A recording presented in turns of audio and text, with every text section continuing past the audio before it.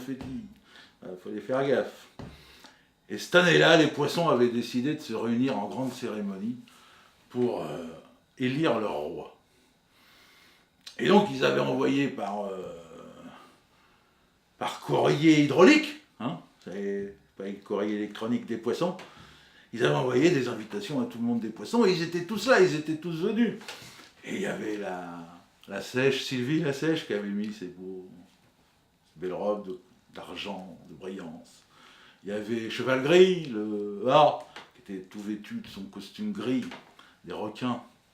Il y avait Anon, l'aigle-fin.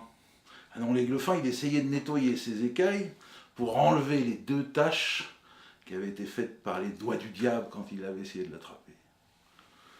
Et ils étaient tous sur leur 31 pour espérer un peu être élus roi des poissons.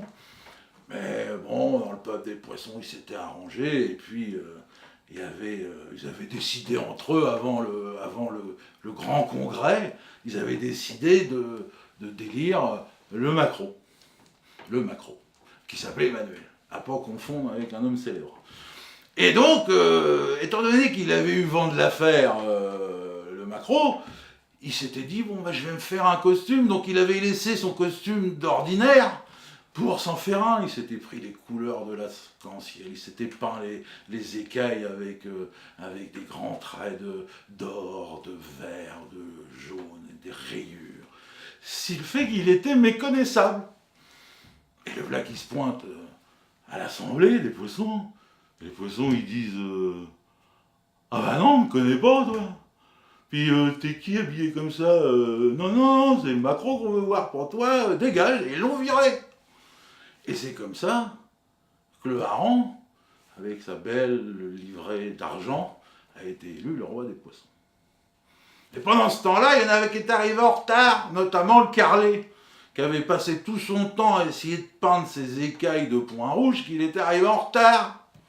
Et puis il dit, oh bah, vous auriez pu m'attendre. Oh, puis là, il dit, oh, dis donc, t'avais qu'à arriver à l'heure. Et puis il y avait une raie qui était là, il dit, si ça va pas, tu retournes chez Tech. Et puis, paf, il met un grand coup de queue de raie sur le nord-ouest du babouin.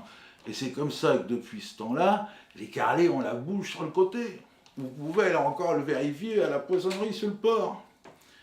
Et c'est depuis ce temps-là que tous les week-ends, les derniers week-ends de novembre, devant Fécamp, les pêcheurs de français, les pêcheurs anglais ou les pêcheurs hollandais savent que se trouve le plus beau hareng du monde lors du dernier week-end de novembre à la fête du hareng de Fécamp.